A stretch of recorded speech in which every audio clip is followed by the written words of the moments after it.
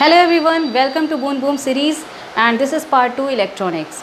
And before that I want to just say that corona time ने हमें बहुत कुछ सिखा दिया है कि that don't follow the result, don't just chase the result, you just have to do your Karma.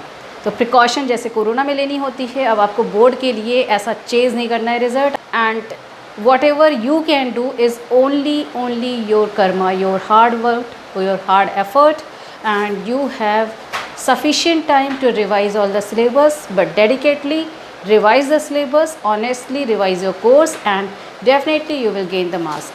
Now marks doesn't matter, it is the COVID era. Corona time में आप लोग देख लो कि 99%, 90%, 80%, 70% किसी भी परसेंटेज की कोई वैल्यू नहीं रह गई है। मे बी पॉसिबल अभी 12th क्लास एग्जामिनेशन में या 10th का तो बोर्ड ही कैंसिल हो गया CBSE में, और यूपी में भी आई थिंक कि ये प्रॉबेबिलिटी है कि ये कैंसिल हो जाएगा 10th का। बट 12th क्लास के बच्चे जो एग्ज़ाम देने भी जा रहे हैं उनके लिए अब ये परसेंटेज मैटर नहीं करते। क्लियर? तो इसीलिए आपने सिर्फ अपना काम करना है, आप अपने काम करते चलिए और आपको रिज़ल्ट अकॉर्डिंगली मिलेगा। So don't think about the result and do your hard work with 100% of your efficiency and definitely you will gain the result. And this is the whole life process. Corona ने आपको यही सिखाया है, ठीक है? हम सभी को इवन यही चीज़ सिखाई है कि हमें बहुत ज़्यादा टारगेटिव होने की रिक्वायरमेंट नहीं है। तो let's start today's topic electronics. तो मैंने आपसे कल बात की थी सेमीकंडक्टर की क्रिस्टल स्ट्रक्चर की, और उसके बाद मैंने आपको बैंड थ्योरी बताई। So next one is the type of semiconductor. Type of semiconductor. So there are two kind of semiconductor. One is intrinsic and second is extrinsic. So intrinsic semiconductor पहले भी आप लोग पढ़ चुके हो, अगर आपने मेरा वीडियो पहले वाला देखा होगा तो मैंने इंट्रिंसिक और एक्सट्रिंसिक को बहुत ब्रॉड लेवल बहुत अच्छे एक्सप्लेन किया हुआ है। तो इसमें क्या है, इंट्रिंसिक सेमीकंडक्टर का मीनिंग होता है प्योर सेमीकंडक्टर। जैसे हम प्योर सिलिकॉन ले लें, यहाँ पर हमने ले लिया प्योर सिलिकॉन या प्योर जर्मेनियम, या और भी होते हैं gallium arsenide is also a semiconductor. तो अगर हम प्योर फॉर्म में किसी भी सेमीकंडक्टर को यूज़ कर रहे हैं, so that are the intrinsic semiconductor. Intrinsic means pure and extrinsic means impure form. Impure का मतलब क्या है, उसमें हमने कोई ना कोई इम्प्योरिटी ऐड कर दी है। तो जब इम्प्योरिटी ऐड कर देंगे वो इम्प्योर फॉर्म हो जाएगी।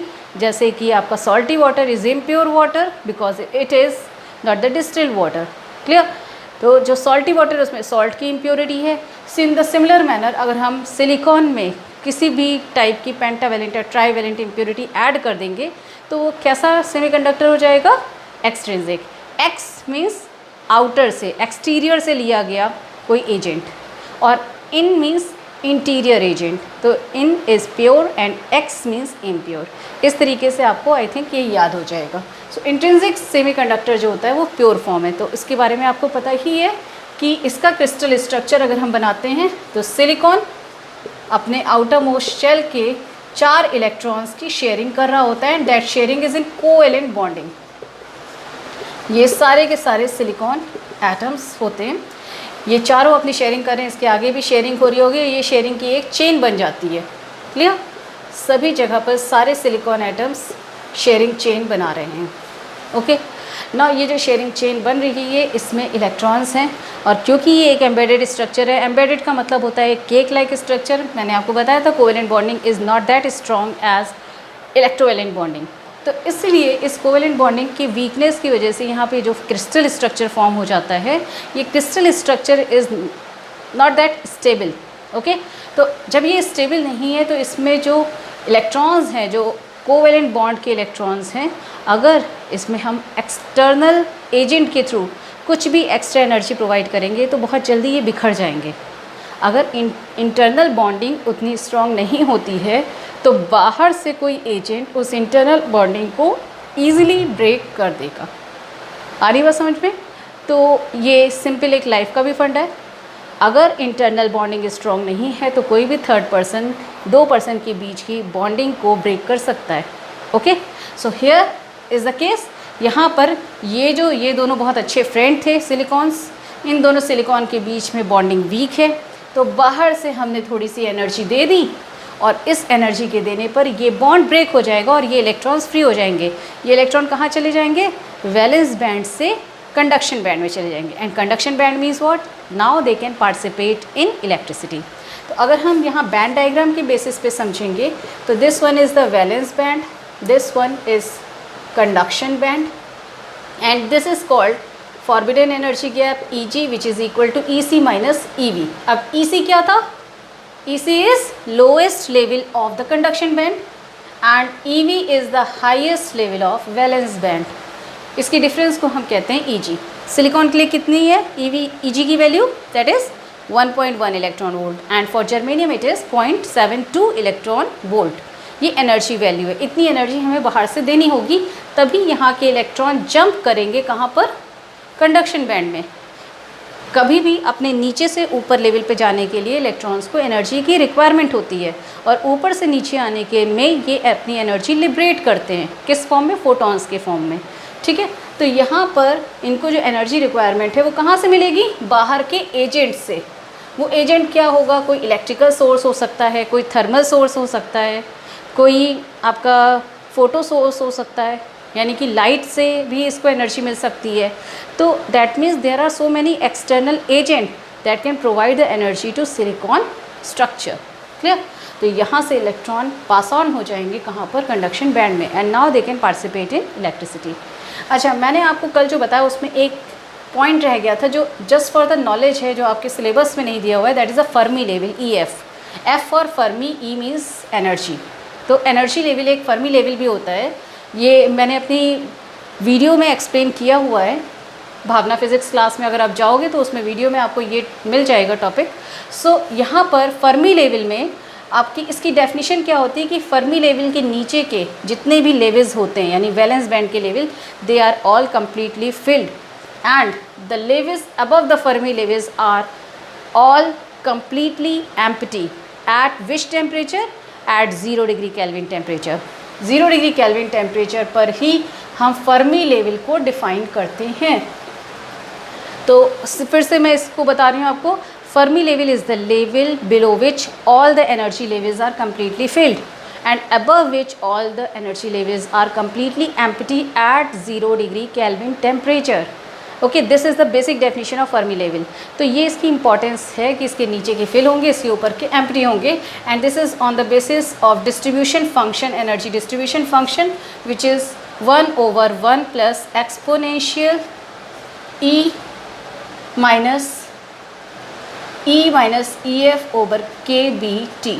तो ये आपका फॉर्मूला होता है डिस्ट्रीब्यूशन फंक्शन का, जिसके बेसिस पर हम फर्मी लेवल की डेफिनेशन बनाते हैं।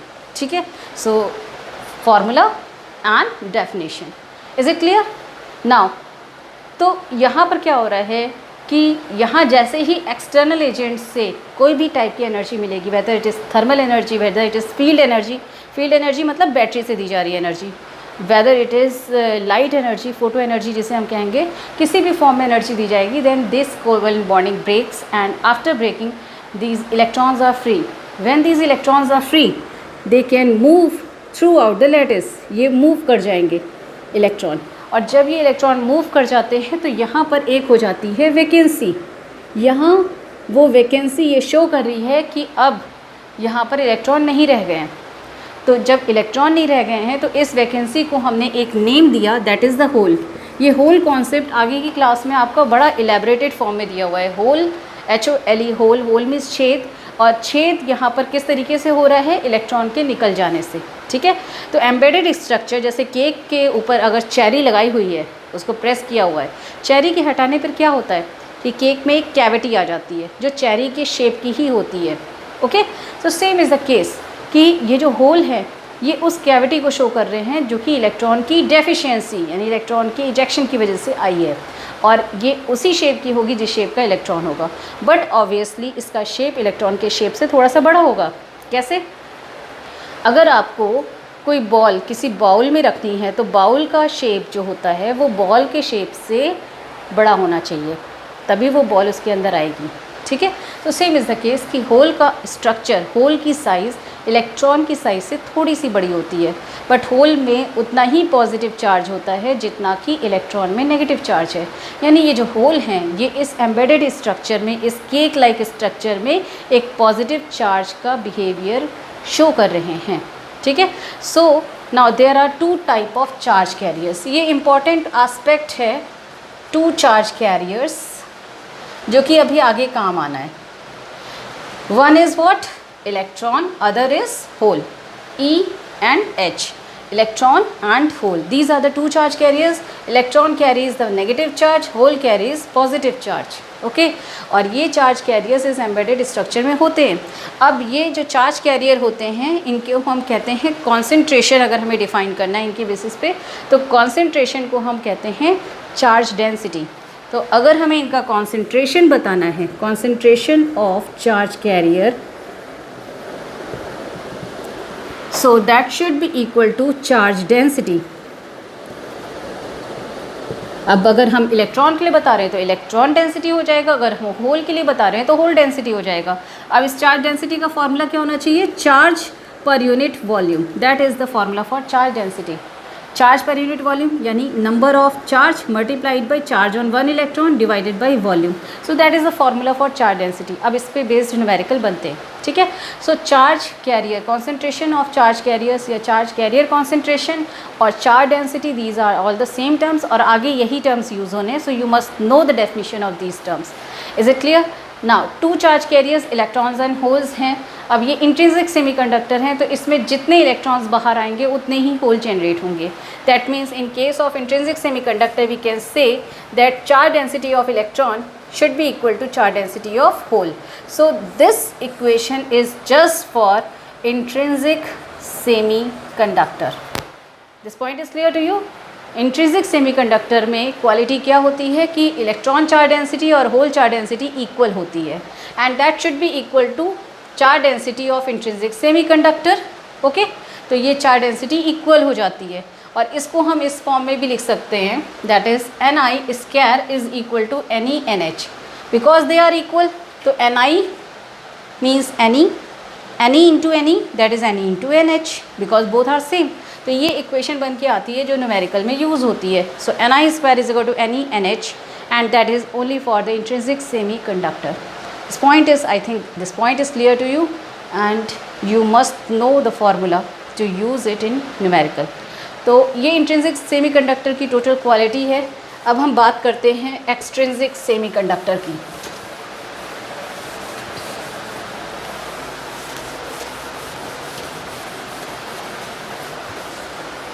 तो एक्सट्रिंसिक, जैसे मैंने आपको बताया था, एक्सट्रिंसिक सेमीकंडक्टर वो सेमीकंडक्टर है जिसमें हम इम्प्योरिटी ऐड कर देते हैं। तो अगर हम इम्प्योरिटी ऐड करेंगे तो वो कैसी इम्प्योरिटी हमें ऐड करनी चाहिए कि अनस्टेबल ना हो। जैसे कि आपको एक एग्जांपल बताती हूँ कि आप एक ग्लास में अगर शुगर ले रहे हो तो 1 ग्लास में आपको शुगर मिक्सचर बनाना है। आपने 1 ग्लास में शुगर लिया, so there must be a limit of sugar content in the glass. Okay, अगर एक लिमिट से ज़्यादा रखोगे तो भी उसका कोई टेस्ट नहीं आएगा उस शुगर मिक्सचर का, और अगर आप एक पर्टिकुलर लिमिट से कम रखोगे तो भी उस शुगर मिक्सचर का कोई टेस्ट नहीं होगा।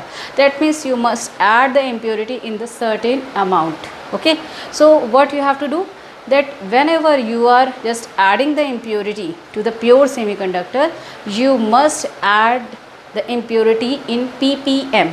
That is the ppm means parts, 1 part per million. You can assume कि 1 मिलियन में सिर्फ एक इम्प्योरिटी एटम होता है। यानी 1 मिलियन सिलिकॉन के अगर हैं तो उसमें कितना इम्प्योरिटी एटम होगा? 1। इतनी स्मॉल अमाउंट में हम इम्प्योरिटी को ऐड करते हैं प्योर सेमीकंडक्टर में।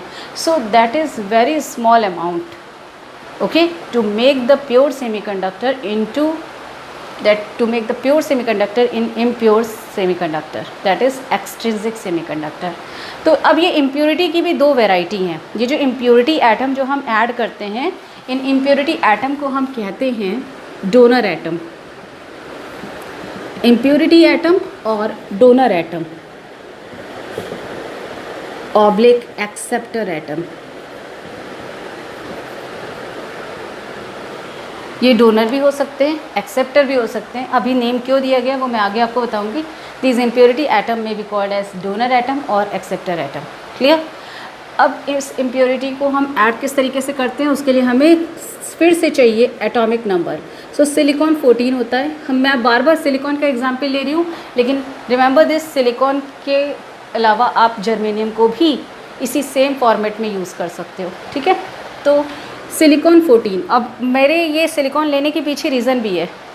अगर आपके सिलेबस में NPN और PNP ट्रांजिस्टर होता तो एक ये श्योर क्वेश्चन बनता है इस इलेक्ट्रॉनिक्स पोर्शन से कि why silicon is preferable than germanium in transistor.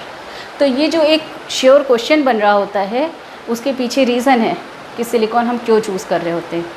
And I told some quality that silicon band gap is 1.1 electron volt and germanium band gap is 0.72। अब आपके माइंड में ये आना चाहिए कि इतना बैंड गैप के बेसिस पे देखें तो germanium should be preferable because external source से एनर्जी हमें कम देनी पड़ेगी, but still silicon is preferable than germanium. Okay, just think about this question. So silicon 14, इसका मीनिंग होता है 284 एटॉमिक स्ट्रक्चर। तो जब हम इसमें इम्प्योरिटी ऐड करते हैं तो डिसबैलेंस ना हो पाए स्ट्रक्चर, यानी कि जो बैलेंसिंग है इस स्ट्रक्चर की सिलिकॉन की वो बहुत ज़्यादा डिस्टर्ब ना हो जाए, इसलिए हम इतना इम्प्योरिटी एटम, ऐसा इम्प्योरिटी एटम ऐड करते हैं जो इसके एटॉमिक नंबर से एंड कॉरस्पॉन्डिंगली एटॉमिक वेट के आसपास आए। तो ऐसा हमें कौन सा एटम चूज़ करना चाहिए? हम चूज़ करेंगे सिलिकॉन के पीछे वाला एटम, यानी एल्यूमिनियम 13 हो जाता है, और सिलिकॉन के आगे वाला एटम दैट इज़ फॉस्फोरस 15 हो जाता है। यानी इन दो टाइप के एटम्स को हमें ऐड करना चाहिए प्योर सिलिकॉन में। ना एल्यूमिनियम इज़ ट्राईवैलेंट सब्सटेंस। यहाँ पर देखो तो 13 है, 13 का मीन्स क्या हो जाएगा 283, और ये है pentavalent 285। Pentavalent name on the basis of pentavalent valence electron and trivalent name is given by the trivalence electron. तो हम यहाँ पर या तो पेंटावैलेंट इम्प्योरिटी ऐड करते हैं या तो ट्राईवैलेंट। अगर जर्मेनियम का एग्जाम्पल देखेंगे तो जर्मेनियम इज़ 32, तो हमें 33 नंबर या हमें 35 नंबर वाला एटम ऐड करना चाहिए on the basis of atomic weight का डिसबैलेंस ना हो ताकि स्ट्रक्चर डिस्टर्ब ना हो। ठीक है। तो ये एक बेसिक रीज़न है हमें इम्प्योरिटी ऐड करने के लिए, बेसिक कंडीशन है, you can say it as the condition. तो इन इम्प्योरिटी एटम्स को हम डोनर या एक्सेप्टर एटम्स कह सकते हैं। अब देखते हैं कि इसमें होता क्या है अगर हम पेंटावैलेंट इम्प्योरिटी ऐड करते हैं या अगर हम ट्राईवैलेंट इम्प्योरिटी ऐड करते हैं। तो if we are adding the trivalent impurity to the intrinsic semiconductor, तो ये एक्सट्रिंसिक की एक वैरायटी बनती है that pure semiconductor plus trivalent, ये दोनों एडअप हो जाएगा और ये बन जाएगा यहाँ पर एक टाइप का, एक स्पेसिफिक टाइप का सेमीकंडक्टर जिसको हम कहते हैं पी टाइप सेमीकंडक्टर। और उसके बाद अगर हम प्योर सेमीकंडक्टर में पेंटावैलेंट इम्प्योरिटी ऐड करेंगे तो ये बन जाएगा एन टाइप सेमीकंडक्टर। ठीक है, ये points to remember, this point is required here and I will tell the basic behind it, the concept behind it. Physics is based on concept. तो अब इसमें कॉन्सेप्ट क्या लगता है कि हम स्ट्रक्चर बेसिस पे देखते हैं। एल्यूमिनियम, पहले सिलिकॉन लिया, सिलिकॉन के 4 वैलेंस इलेक्ट्रॉन, ठीक है, इसके साथ में एक एल्यूमिनियम जो कि जिसके के पास कितने होने चाहिए 3, 1 2 3, 1 2 3। यहाँ पे नहीं है इलेक्ट्रॉन, वैलेंस इलेक्ट्रॉन यहाँ पे 3 है एल्यूमिनियम के पास, यहाँ पर इलेक्ट्रॉन नहीं है। तो एल्यूमिनियम के पास एक इलेक्ट्रॉन की डेफिशिएंसी है। यहाँ आगे भी सिलिकॉन एटम्स हैं सब जगह पर, आपको पता है कि सिलिकॉन ज़्यादा है और एल्यूमिनियम कम है।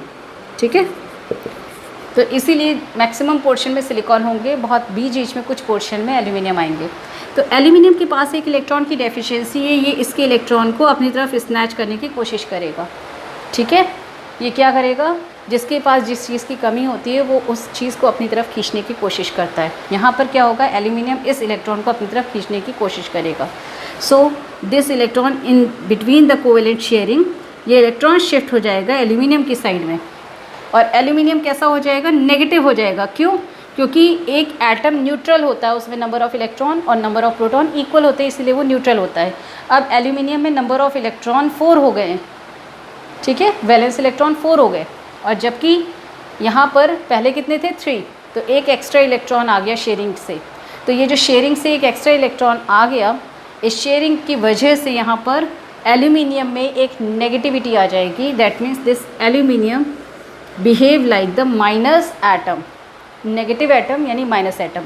और क्योंकि एल्यूमिनियम ने एक इलेक्ट्रॉन एक्सेप्ट किया है, इसीलिए इसको हम कहते हैं एक्सेप्टर एटम। एल्यूमिनियम ने सिलिकॉन से एक इलेक्ट्रॉन को एक्सेप्ट किया, that's why this is called acceptor atom. Clear? Now ये इलेक्ट्रॉन जब इधर शिफ्ट होगा तो obviously because it is embedded structure, यहाँ पे एक होल जनरेट होगा। तो यहाँ पर जो होल्स होंगे, ये होल ये अब इलेक्ट्रॉन के कंपैरिजन में ज़्यादा हो जाएंगे एल्यूमिनियम की बेसिस पर। एल्यूमिनियम ने एक इलेक्ट्रॉन ले लिया है, उसकी जगह पर सिलिकॉन के पास एक एक्स्ट्रा होल जनरेट हो गया है, ठीक है। तो इसीलिए यहाँ पर क्या हो जाता है, नंबर ऑफ़ होल्स ज़्यादा हो जाते हैं as compare to number of electron. ज़्यादा हुए हैं ऐसा नहीं है कि इलेक्ट्रॉन बिल्कुल नहीं रह गए, होल्स ही हैं। जहाँ जहाँ पर इलेक्ट्रॉन्स थे, यहाँ पर क्या होगा, जब ब्रेक होगा, जब एक्सटर्नल एजेंट से एनर्जी मिलेगी तो ये इलेक्ट्रॉन बाहर आएंगे और यहाँ पे होल जनरेट होगा। तो सारे इलेक्ट्रॉन के कंपैरिजन में एक एक होल जनरेट होगा जब ये बाहर आएंगे, बट यहाँ पर एक ये होल एक्स्ट्रा है बिकॉज ऑफ दिस इलेक्ट्रॉन। तो होल का नंबर इलेक्ट्रॉन से ज़्यादा है, बहुत ज़्यादा नहीं है बट ज़्यादा है, ठीक है। तो होल का नंबर ज़्यादा हो गया और इलेक्ट्रॉन का नंबर कम हो गया, and hole is a positive charge. So that is why when we add the trivalent impurity to the pure semiconductor, it become p type, that means positive type semiconductor. p means positive type semiconductor. तो अगर आप trivalent impurity semiconductor में add करोगे तो वो p type यानी positive type बनेगा, और उसमें जो एटम ऐड होता है उसको हम कहते हैं acceptor atom. I hope this point is clear to you, and now we will take the case of pentavalent impurity. So again silicon and silicon के साथ में हमने क्या ऐड कर दिया है, पेंटावेलेंट इम्प्योरिटी, फॉस्फोरस। तो फॉस्फोरस अगर आप शेयरिंग देखोगे तो फॉस्फोरस के पास आउटर मोस्ट शेल में यानी वैलेंस शेल में 5 इलेक्ट्रॉन्स हैं, तो इसके 4 इलेक्ट्रॉन तो कोवेलेंट शेयरिंग में चले जाएंगे, ठीक है। सिलिकॉन के पास 4 इलेक्ट्रॉन हैं जो इसके साथ में कोवेलेंट शेयरिंग कर लेंगे, लेकिन ये एक एक्स्ट्रा इलेक्ट्रॉन ये इस लैटिस एम्बेडेड स्ट्रक्चर में ये क्या करेगा, मूव करता रहेगा, बिकॉज इट इज़ फ्री। इसको कोवेलेंट बॉन्डिंग में पार्टिसिपेट करने की ज़रूरत ही नहीं है, तो जो बॉन्डिंग में नहीं है वो फ्री है, ठीक है। तो ये इलेक्ट्रॉन फ्री है, इसका मतलब यहाँ पर क्या है कि बॉन्डिंग के इलेक्ट्रॉन्स के कोरेस्पॉन्डेंस में जो होल जनरेट होंगे when we provide the energy from the external agent, then also there is an excess of extra electron here due to this p यानी phosphorus यानी pentavalent impurity atom। तो ये जो pentavalent impurity atom ये कर क्या रहा है, एक इलेक्ट्रॉन को डोनेट कर रहा है, किसको, इस क्रिस्टल को, इसीलिए इसको हम कहते हैं डोनर एटम। यानी pentavalent impurity atoms are called donor atom, trivalent impurity atoms are called acceptor atoms। Remember? Okay तो ये पॉइंट भी क्लियर हो गया होगा कि डोनर और एक्सेप्टर एटम हम नेम क्यों यूज़ करते हैं। अब इसके बाद ये एक एक्स्ट्रा इलेक्ट्रॉन जो लैटिस में हर एक p एटम के कोरेस्पॉन्डेंस में आएगा, यानी पेंटावेलेंट इम्प्योरिटी जो मैंने यहाँ पे फॉस्फोरस ली है इसके रिस्पेक्ट में आएगा, ये नंबर ऑफ़ इलेक्ट्रॉन्स को as compare to number of holes ये इंक्रीज़ करा देगा। That means the charge density of electron is greater than the charge density of hole, reverse to the case of p type semiconductor. Got my point. तो अगर आपसे difference भी पूछा जाता है p type and n type में, तो आप यहाँ पर ये डिफरेंसेस बता सकते हो जो अभी कॉन्सेप्ट में आपको मैंने एक्सप्लेन किया हुआ है। तो इस तरीके से यहाँ पर एक डोनर एटम होता है, यहाँ एक एक्सेप्टर एटम होता है, यहाँ पर नंबर ऑफ़ इलेक्ट्रॉन्स ज़्यादा होते हैं p टाइप में, n टाइप में, एंड p टाइप में नंबर ऑफ़ होल्स ग्रेटर होंगे। यहाँ पर आपका जो डोनर इम्प्योरिटी है वो क्या कर रहा है कि इलेक्ट्रॉन्स प्रोवाइड कर रहा है, यहाँ पर एक्सेप्टर इम्प्योरिटी एक होल प्रोवाइड कर रहा है। तो इस तरीके से यहाँ पर इन दोनों में आप डिफ्रेंशिएट कर सकते हो। क्लियर? तो ये है आपका crystal structure for the P type and N type semiconductor. इसके आगे एक बैंड स्ट्रक्चर भी आता है, but band structure I will not explain you because it is not given in your course. Otherwise band structure is also a beautiful explanation for this trivalent and pentavalent impurity, but you don't need to consider that case. You can understand the topic by these two crystal structure. You can differentiate between the two. So this is p type and n type semiconductor. Is it clear? तो ये जो p type और n type semiconductor बन गए, ये P और N type semiconductor एक बहुत बड़ा रोल प्ले करते हैं इलेक्ट्रॉनिक्स में। अब हम जो बात करेंगे उन्हीं टर्म्स के बेसिस पे बात करेंगे जो मैंने अभी आपको डिफ़ाइन किए हुए हैं। ये P टाइप और N टाइप एक तरीके के इलेक्ट्रोड्स हैं। जैसे हमने इलेक्ट्रिसिटी, हम इलेक्ट्रॉनिक्स में क्यों आए हैं? क्योंकि हमें इलेक्ट्रिसिटी से बाहर आना है। इलेक्ट्रिसिटी में क्या प्रॉब्लम थी, अगर आप थोड़ा सा रिकॉल करो तो जो बैटरी और सेल से हम इलेक्ट्रिकल एनर्जी प्रोवाइड करते हैं, इलेक्ट्रिकल सोर्सेज चलते हैं। You know about electrical sources in your house, like the case of fan is electrical source, tubelight is electrical source.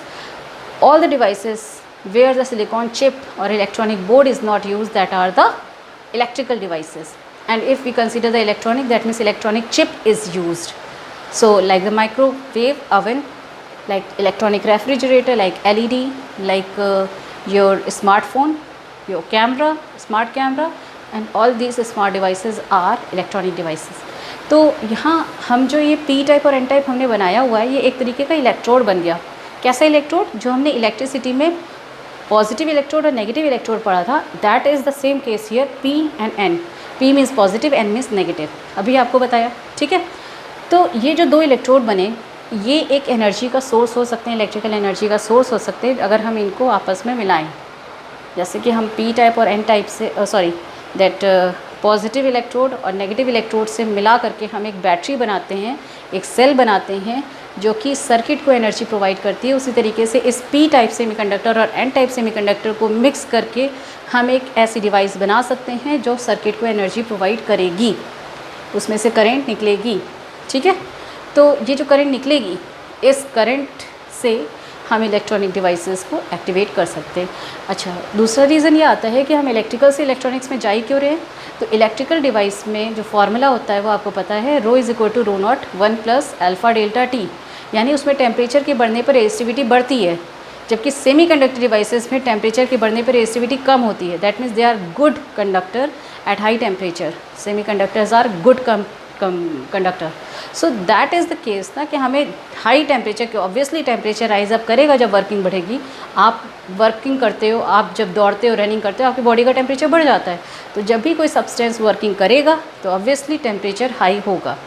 So that's why we can say कि यहाँ पर अगर हम electronic device use करें in place of electrical, so we will just be in the safe side and be in the advantageous side, that we will gain more and more electrical energy by heating the device. Got my point? तो यहाँ पर हमें क्या करना है कि P type और N type को मिक्सिंग करनी है, हमें मिलाना है और एक ऐसी डिवाइस बनानी है जो कि एनर्जी प्रोवाइड कर सके इलेक्ट्रिकल फॉर्म में। तो अब हम यहाँ करने जा रहे हैं PN डायोड। इलेक्ट्रोड का ओड आया है, di means double. Okay, so double electrode PN, P type और N टाइप को मिक्स करके बना PN। ओके, तो अब हम इसका पढ़ेंगे कॉन्फ़िगरेशन एंड उसके बाद हम इसको सिंबॉलिक रिप्रेजेंटेशन देंगे। तो कॉन्फ़िगरेशन में आ जाते हैं। आपने क्या किया है कि PN को सैंडविच कर सकते हैं, या दो मेथड होते हैं PN डायोड बनाने के लिए। आप एक सेमीकंडक्टर, प्योर सेमीकंडक्टर का केक लीजिए, एक प्योर सेमीकंडक्टर का केक लीजिए, उसको दो इक्वल पार्ट में डिवाइड कीजिए। एक पार्ट में आपने डाल दिया ट्राइवेलेंट इम्प्योरिटी, तो ये पोर्शन बन गया P टाइप, और दूसरे पोर्शन में आपने डाल दिया पेंटावेलेंट इम्प्योरिटी, तो ये बन गया N टाइप। अभी मैंने आपको एक्सप्लेन किया P टाइप और N टाइप, वही यहाँ पे यूज़ हो रहा है। तो P and N, now this is a single structure and divided into two equal structure, that is P and N। Now this is called the PN। Okay, तो P N diode, ये P N diode एक बन गया। दूसरा P N diode कैसे बन सकता है कि हम दो अलग अलग सैंपल लें और उसको हाई टेम्परेचर पे फ्यूज़ कराएं और फ्यूज़ कराने के बाद उसको पी एन डायोड बना दें। बट प्रॉब्लम क्या आती है इस तरीके के फ्यूज़न में कि जब हम फ्यूज़ करा रहे होते हैं तो कहीं एयर बबल आ गया या एक्सटर्नल इम्प्योरिटीज़ आ गई तो ये स्ट्रक्चर वेस्ट हो जाएगा। तो हम फ्यूज़न के कंपैरिजन में ये डिफ्यूज़न मेथड यूज़ करते हैं which is better than, which is advantageous and safer than the fusion method. Okay, is it clear?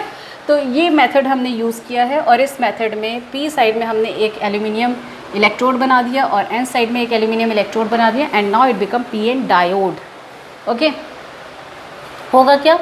P में क्या होते हैं? Acceptor atom which is negative. Negative क्यों होते हैं? क्योंकि इसमें इलेक्ट्रॉनिक बढ़ जाता है इसलिए नेगेटिव एटम हो जाते हैं। Atom is electrically neutral but electron इसने गेन किया इसलिए नेगेटिव हो गया। और एन टाइप में जो डोनर एटम होते हैं उन्होंने एक इलेक्ट्रॉन को छोड़ दिया तो उसमें नंबर ऑफ़ इलेक्ट्रॉन प्रोटॉन से कम हो गए as compare to proton, number of electrons become less, that's why the N side become positive side. यानी ये जो एक्सेप्टर एटम्स हैं वो नेगेटिव हैं और जो डोनर एटम हैं वो पॉजिटिव हैं। These are the donor atom and these are the acceptor atoms. Okay, एक और बना देती हूँ। So minus layer and plus layer,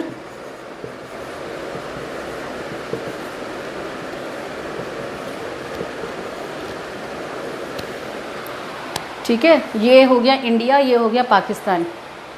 एक इंडिया एक पाकिस्तान, दोनों के बीच के बॉर्डर को हटा दिया, दोनों को आपस में जोड़ दिया। क्या होगा? लोग आना जाना शुरू कर देंगे। तो यहाँ पर लोग कौन से हैं जो आना जाना शुरू कर देंगे? ये तो डोनर और एक्सेप्टर एटम तो ऑलरेडी हैवी हैं, ये तो क्रिस्टल में बाउंड हैं, कोवैलेंट बॉन्डिंग में बाउंड हैं। ये नहीं मूव करेंगे। क्या मूव करना शुरू करेंगे? That the charge carriers. कौन से चार्ज कैरियर? एन टाइप में क्या हैं? Extra charge carriers. N type में एक्स्ट्रा चार्ज कैरियर्स हैं इलेक्ट्रॉन्स जो कि फ्री हो चुके हैं लैटिस में।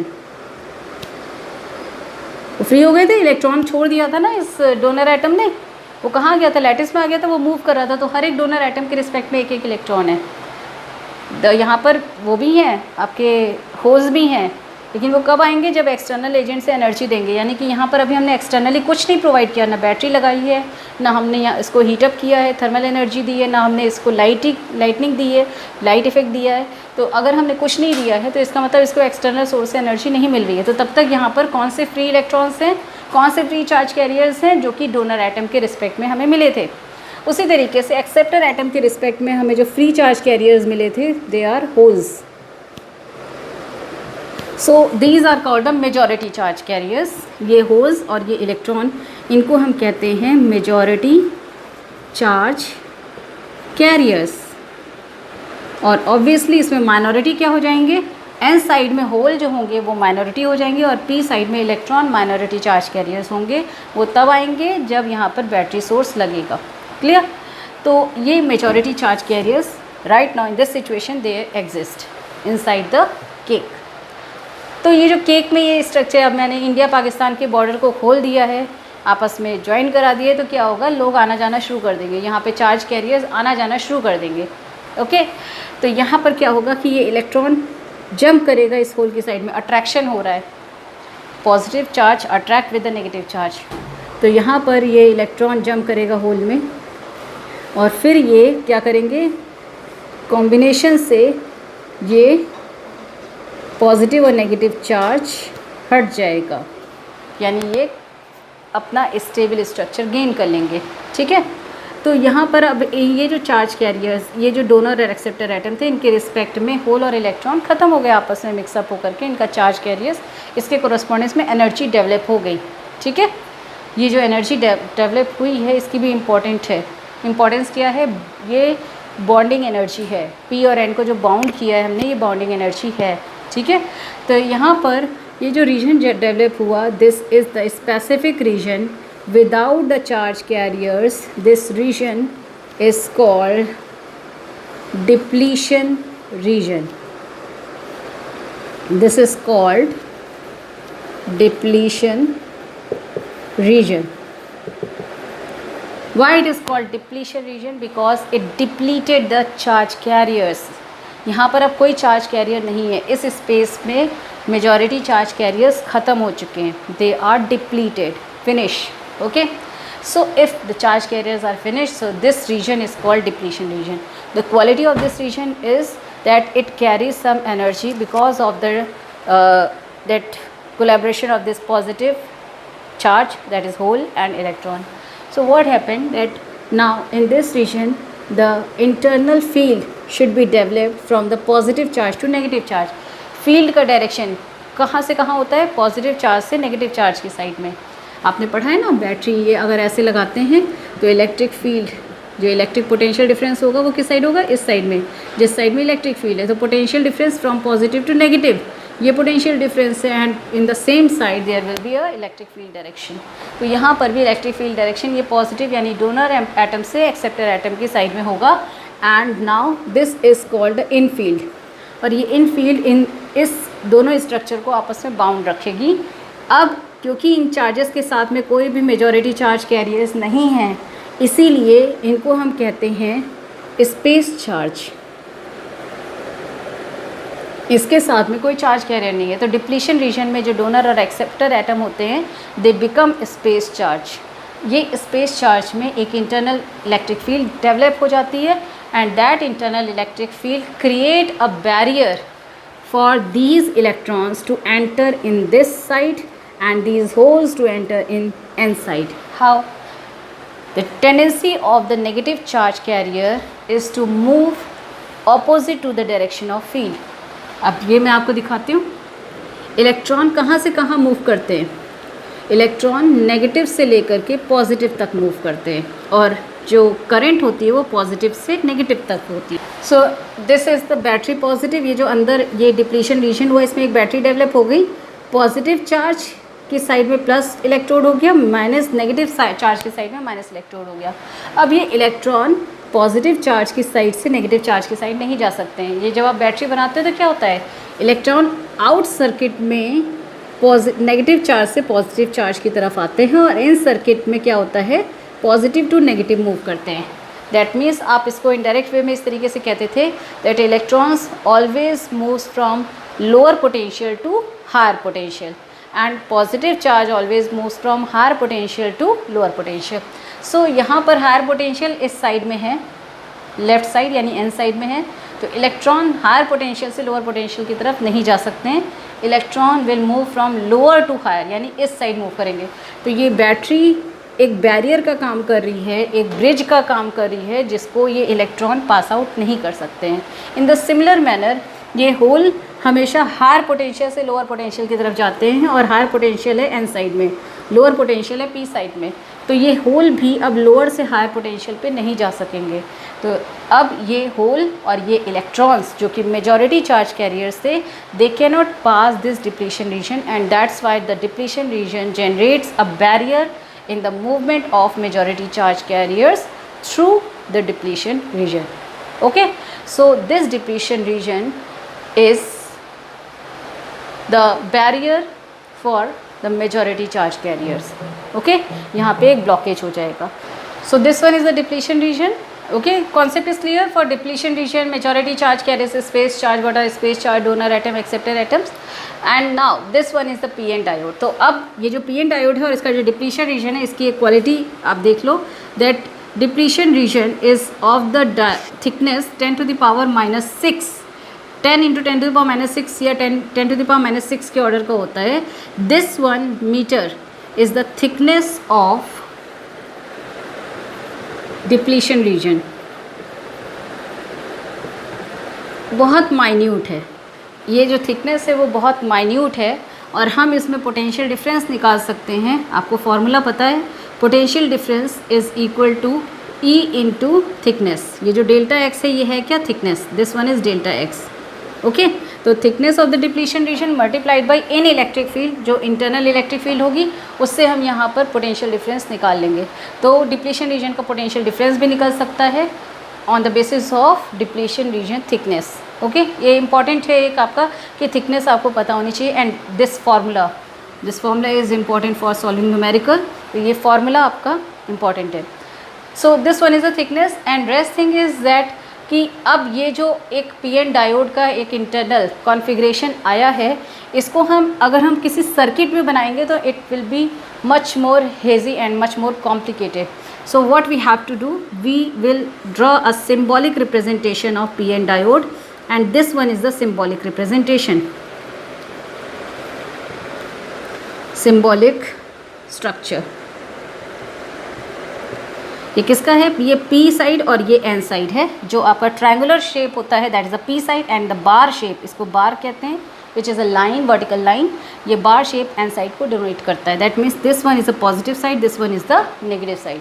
So if you see this symbol, that means it is PN diode. So we will just find out the application of PN diode in the next lecture and some more topics based on transistor. So that's all for today, and keep revising, keep practicing, and do hard work. Okay, don't think about result, just do hard work. So thank you for today.